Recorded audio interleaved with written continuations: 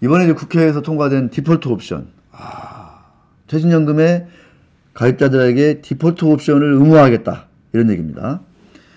미국, 호주, 홍콩, 영국 등 연금 선진국이 경우 DC형, 그러니까 투자를 해서 그 성과를 배분받는 일종의 401k와 같은 DC형이 대세다. 이런 얘기입니다.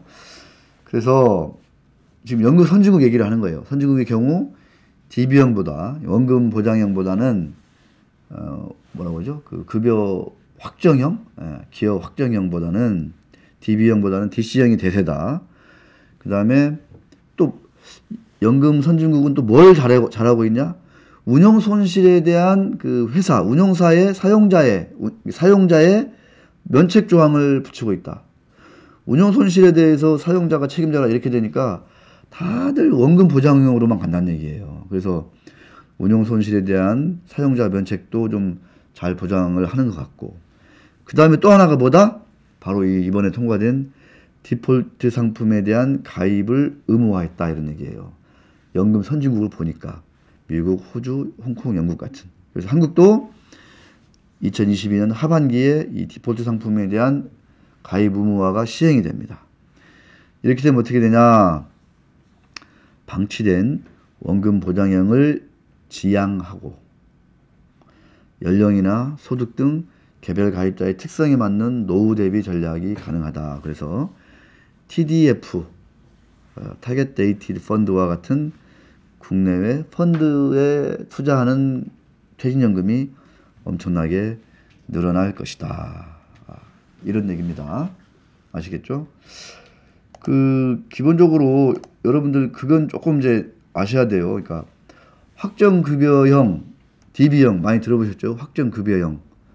옛날에 다 거의 DB형이었죠.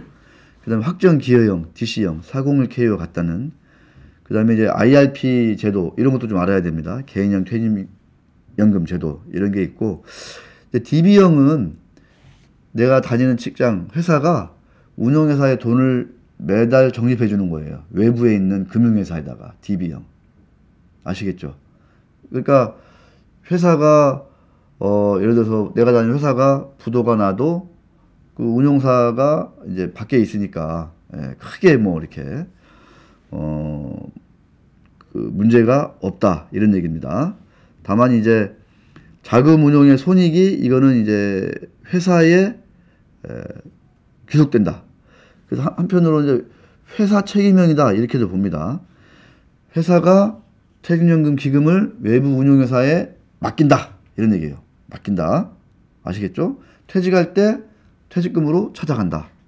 가입자가 이런 얘기고, DB형입니다. 이게 확정급여형. 그러니까 급여처럼 외부에 적립해둔다. 뭐 이렇게 보면 되겠습니다. 그 다음에 확정기여형, DC형이라고 하는 거. 요새 이제 많이 선택하고 있다는 거죠. 이거는 뭐냐면 회사가 외부 운용사에 퇴직금을 적립해 주는 게 아니라 누구한테 준다? 근로자의 DC형 계좌에다가, 퇴직연금 계좌에다가 매달 퇴직금을 넣어준다는 거예요. 운영은 누구예요, 그러면? 누가 해? 당연히 근로자가 한다. 이런 얘기입니다. 그래서 이런 DB형이나 DC형이나 상관없이, 근데 직장인들이 이거를 꼼꼼히 잘 안 챙기는 분들이 많잖아요, 주변에 보면. 그래서 몇 달간 방치된단 말이야. 그 경우 미리 자기가 선택한 그런 그 옵션에 따라서 운용사가 자동적으로 일정한 기간이 지나면 알아서 운용을 해주는 게 바로 뭐다? 디폴트 옵션이다. 이런 얘기예요. 그래서 이제 DB형보다는 DC형을 선택하는 회사들이 많아지고 있고, 그 다음에 여기서 또 이제 이게 디폴트 옵션으로 가다 보니까 DC형은 뭐예요? 당연히 확정 기여형. 성과를 배분받는, 투자 성과를 배분받는 상품이다 보니까 이게 자연스럽게 내가 관리하는 건데 방치되더라도 외부 운용사가 내가 선택에 따라서 운용해 주니까 자연적으로 투자형 상품에, 펀드에 들어가는 퇴직연금 규모가 나날이 늘어갈 것이다. 뭐 이런 식의 논리 전개인 거죠. 이 IRP는 조금 다른 개념이에요. 그러니까 개인형 퇴직연금은 뭐냐면 DB, DC를 하다가 은퇴하신 분이 이거를 다른 회사로 가면 요거를 가지고 그대로 갈 때 IRP 계좌를 통해서 이전이 가능한 거예요. 아시겠죠? 그 다음에 DB/DC는 적립 규모가 이렇게 내 월급에 딱 캡이 씌워져 있는 거예요. 규모가. 근데 내가 더 넣고 싶다 할 때 어떤 계좌를 이용한다? IRP 계좌를 이용한다. 왜? 세액공제 혜택이 있어요. 최대 700만 원까지, 예, 개인연금 다른 거 합쳐가지고 최대 700만 원까지 세액공제 혜택이 있으니까 나는 퇴직연금을 더 많이 굴리고 싶어. 세액공제까지 받으면서 이런 분들은 DB/DC형에다가 IRP 계좌를 터가지고 추가로 적립하는 거고, 또 DB/DC 하다가 이직하시는 분들, 근데 나는 이거를 찾지 않고 계속 퇴직연금으로 불리고 싶어.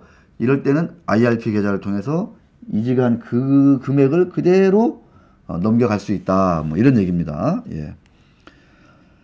자, 그래서 확정 기여형과 확정 급여형, 네, 한번 좀 알아봤습니다.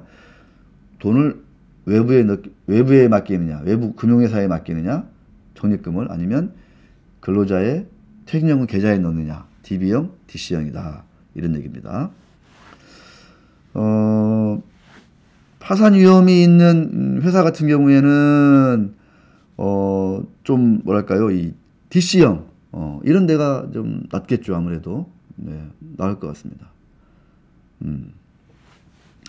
왜냐면은 이제 나중에 그 DB형 같은 경우에는 이게 이제 회사가 책임을 져야 되거든요. 손실이 나면. 그래서 DB형 같은 경우에는 대부분 다 이제 은행 예금으로, 원금 보장형으로 이렇게 가요. 혹시라도 해가지고 손실 나면 회사가 또 이거를 또 이제 보존해야 되는 그런 측면이 있기 때문에 그런 얘기입니다.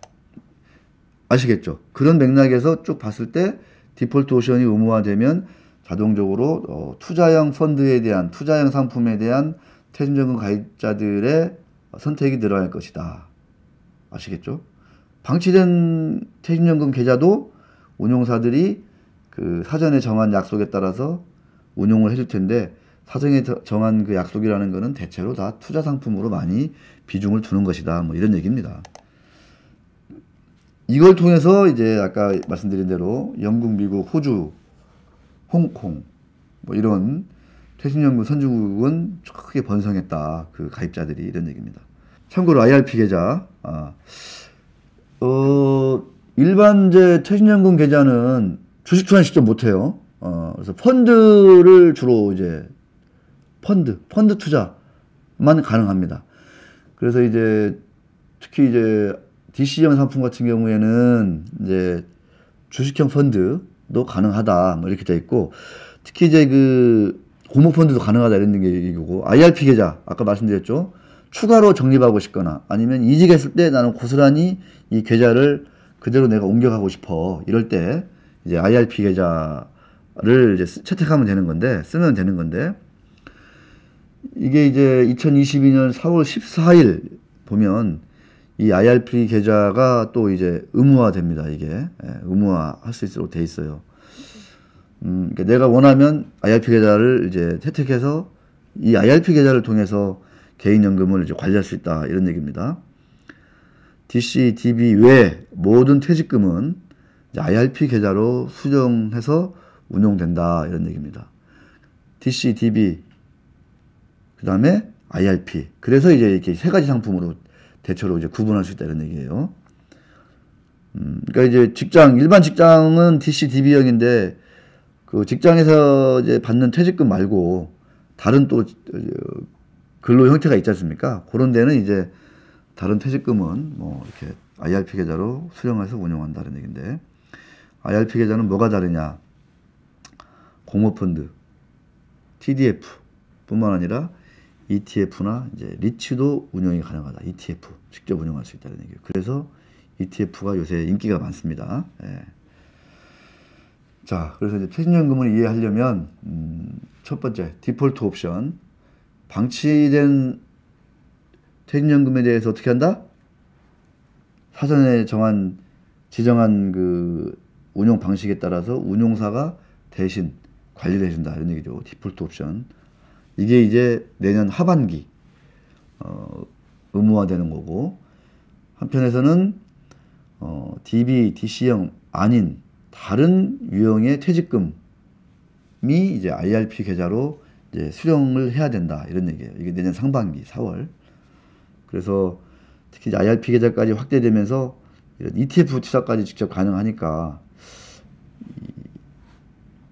투자 상품, 그러니까 원금 보장형 말고 투자해서 그거에 대한 성과를 분배받는 이런 수요가 퇴직연금 시장에서 엄청 커질 거다 이런 얘기입니다. 그래서 요새 이제 금융회사들이 운용사들 특히나 하루가 멀다 얘기하는 게 TDF예요. 이것도 아셔야 이제 퇴직연금을 이해하는데 조금은 이제 도움이 됩니다. TDF가 뭐길래 이렇게 TDF에 가입하라 하는 거냐 이런 얘기입니다. 퇴직연금 계좌를 가지고 있는, 그러니까 특히 DC형의 경우 내가 직접 이제 운용할 수 있다고 했지 않습니까? DB형은 외부 금융회사에 이제 회사가 돈을 넣어주는 거고, DC형은 내 계좌로 이제 회사가 퇴직금을 넣어주는 거거든요, 매달. 그럼 내가 이제 운용할 수 있단 말이에요. 내가 방치하면 이제 운용사가 대신 운용해 주는 거고, 이게 디폴트 옵션인 거고. 그럼 TDF는 뭐냐?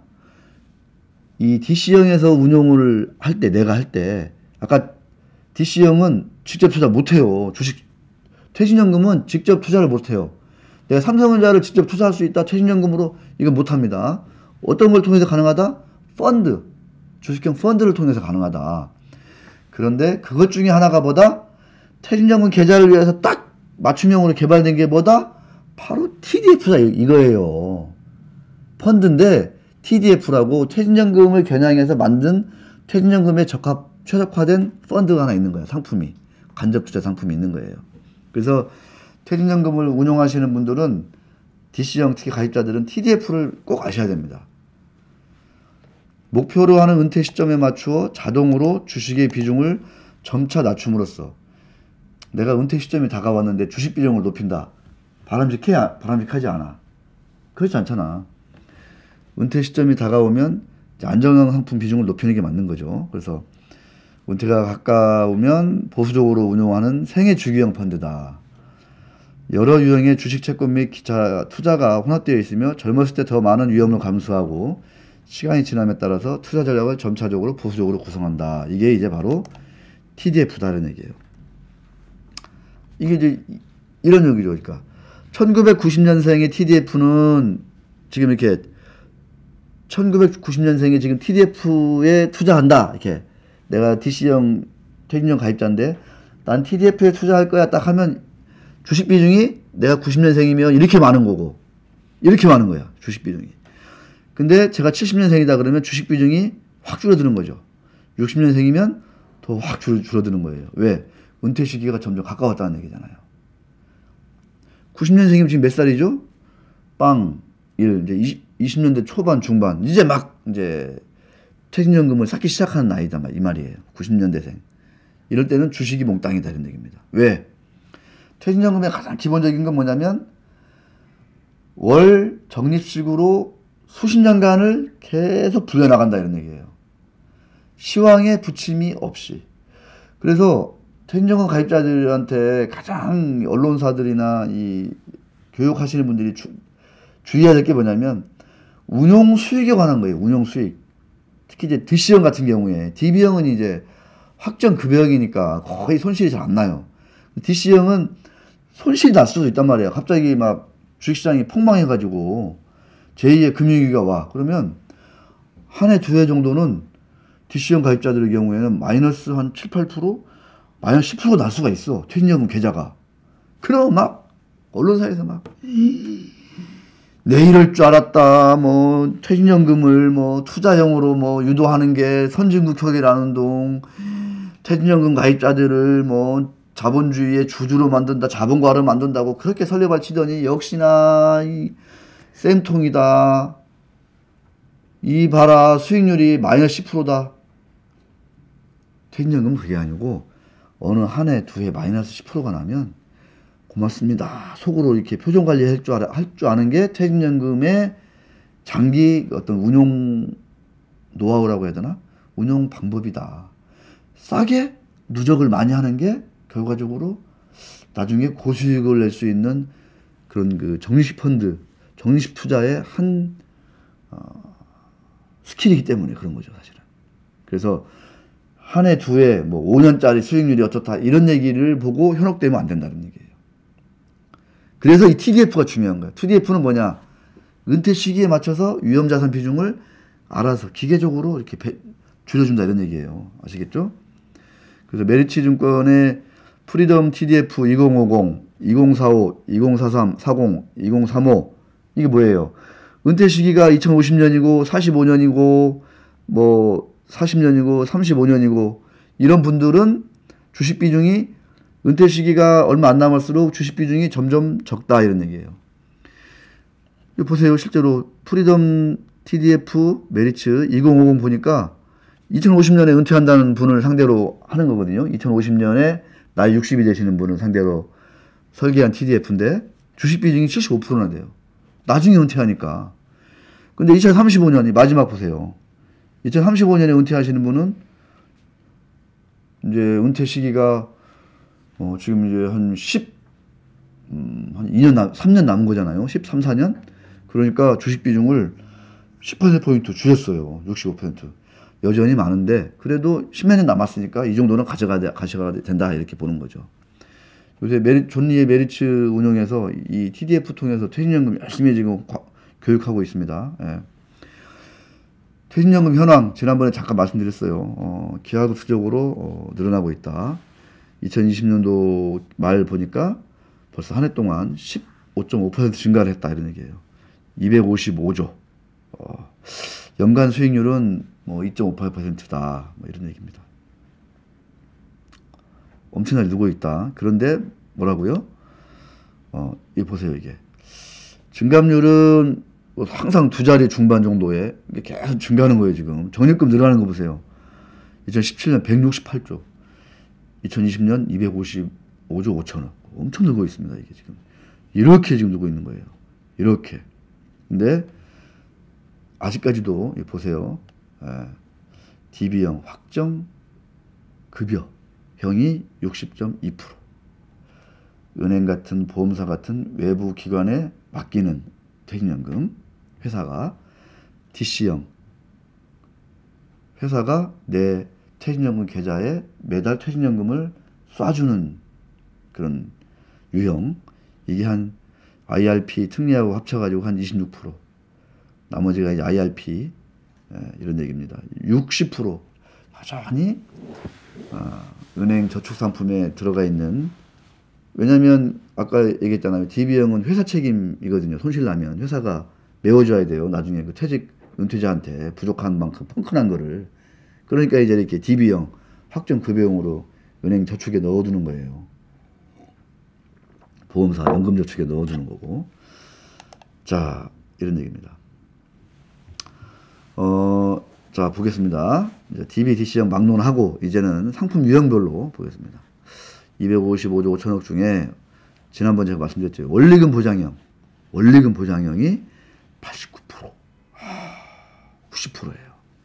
실적 배당형이 11%. 약 10%입니다. 그러니까 9대1이에요. 9대1. 퇴직연금의 압도적으로 많은 부분이 어디에 들어가 있다? 은행, 보험사에 들어가 있다.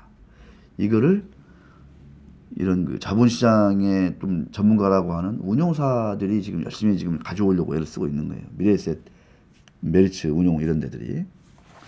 아시겠죠? 자, 보세요, 이제. 지금 이제 9대1로 원리금 보장형이 압도적으로 많은데, 그런데 어떤 걸 강조하고 있느냐. DC형, 그 다음에 IRP의 경우 실적 배당형 운용 비중이 상대적으로 높다. 그래서 수익률이 더 높다. 이런 얘기입니다. 그런 얘기를 하고 있어요. DB형의 실적 배당형은 4.5%다. 아시겠죠? 그러니까 내가 우리 회사가 DB형이야. DB형인데 DB형도 사실은 뭐 실적 배당형 할 수 있는 거거든요. 뭐 할 수 있는 건데 대부분 다 뭘로 한다? 다 실적 배당이 아니라 원리금 보장으로 간다. 이런 얘기입니다. 그러니까 DB형이다 그러면 뭐라고? 원리금 보장형이다. 이렇게 그냥 쉽게 얘기하시면 될 것 같습니다. 근데 원리금 보장액이 몇 프로다고? 90%라고. 자, 수익률과 비용 이런 거 따로 특히 수익률 보세요. 수익률. DB형은 2% 넘기가 쉽지가 않아요. 이게 보세요. DB형은 쉽지가 않습니다. 연도별 수익률 뭐 이게 이제 높다 안 높다 이런 거는 제가 단기적으로는 보지 말자 이렇게 말씀을 드렸고, 자 DB형의 경우 보겠습니다. DB형 1.8, 1.9 2%가 안 넘는 거죠. 자 해마다 연 수익률이 DC형 경우에는 특히 3.5%까지 이렇게 가는 경우가 있고, IRP 같은 거 봤더니 4% 육박하더라. 특히 이제 그 DC형 이제 일종의 401K 같은 DC형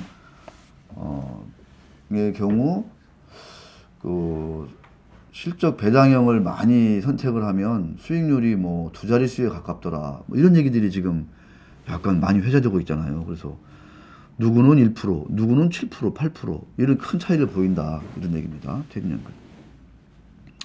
자 이제 본론으로 이제 거의 결론으로 이제 들어가 보겠습니다. 이렇게 이제 퇴직연금 시장이 우리나라도 디폴트 옵션의 도입, 그 다음에 IRP 계좌의 의무화, 뭐 이런 것들을 통해서 상당히 이제 실적 배당형으로, 원리금 보장형에서 실적 배당형으로 많이 넘어가고 있다 이런 얘기입니다. 아시겠죠? 원리금 보장형에서 실적 배당형으로 많이 넘어가고 있습니다. 디폴트 옵션까지 도입돼 가지고 이제는 방치되는 연금도 많이 없을 것이고, IRP 계좌까지 의무화되면서 내가 좀 더 퇴직연금을 추가로 더 적립해서 더 많이 추가 수익을 노리고 싶어 이런 분들이 많아진다는 얘기예요. 그러면 당연히 투자 상품, 투자 펀드에 대한 수요가, 니즈가 증가할 거다 이런 얘기입니다. 자, 퇴직연금 지금 255조 5천억인데 이게 한 500조 원 가정을 한번 해보겠습니다. 이 중에서 실적 배당형이 원리금 배당형 50%, 실적 배당형 50%라고 치면 250조 원이 대략 국내외 이 자본시장에 유입이 되는 효과가 있는 겁니다.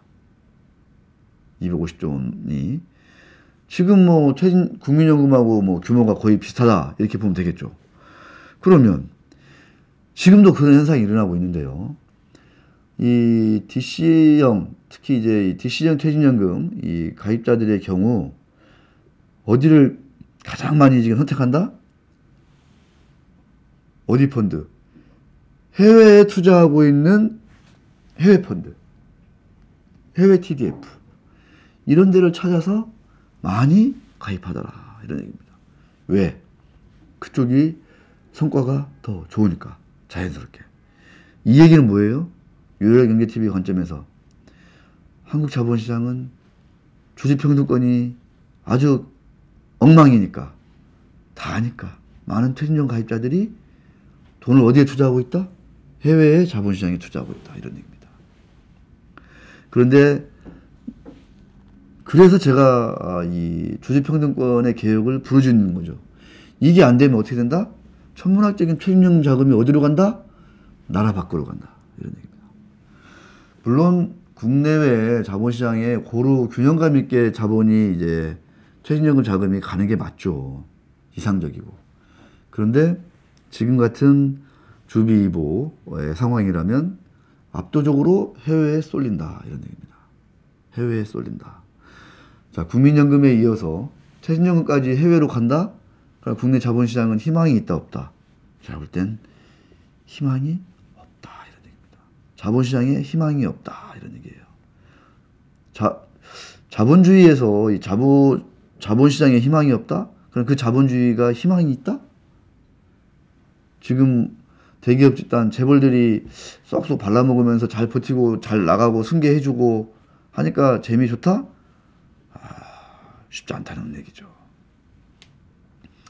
자, 국민연금에 이어서 자, 불어나는 퇴직연금을 고려할 때 주주평등권 개혁은 빠르면 빠를수록 좋다 이런 얘기입니다. 그래서 오늘의 결론, 계속 반복되는 결론이에요. 상법 382조의 사망, 우리 이제 전학님 인턴도 이제 어느새 줄줄 외울 수 있는 이사회 충실의 의무를 빨리 고쳐야 되겠다. 개혁해야 되겠다. 이게 안 되면 지금 국민연금이 탈탈 털리는 것처럼 앞으로 자본시장으로 엄청나게 유입될 이 퇴직연금 자금이 어디로 간다? 다 해외로 간다. 한국에 있는 퇴직연금 계좌는 어떻게 된다? 다 털린다. 이런 얘기입니다. 이게 누구 얘기다? 우리 모두의 얘기다. 퇴직연금 가입자 모두에게 해당되는 매우 중요한 얘기다. 이런 얘기예요.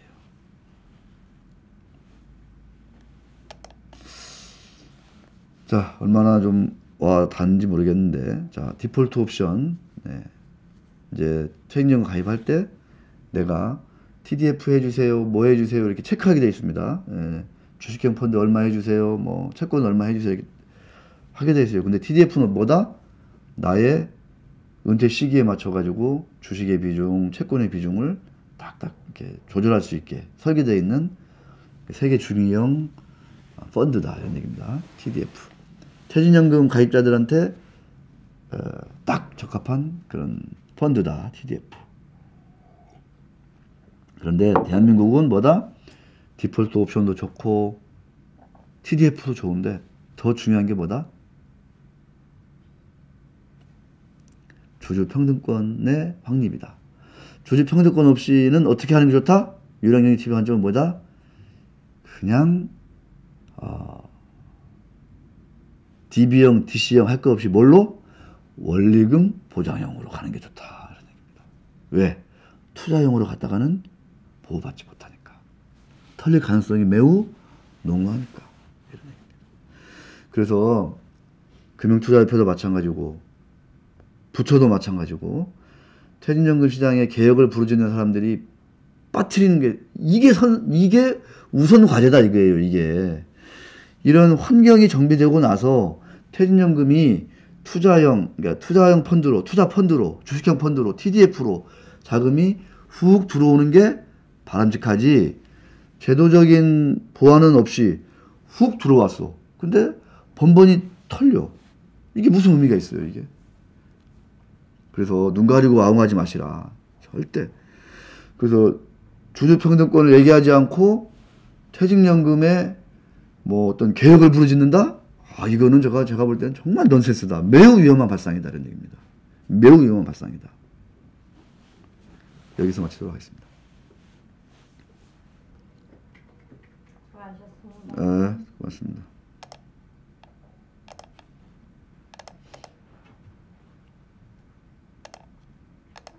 또 얘기하다 보니 길어졌네, 또.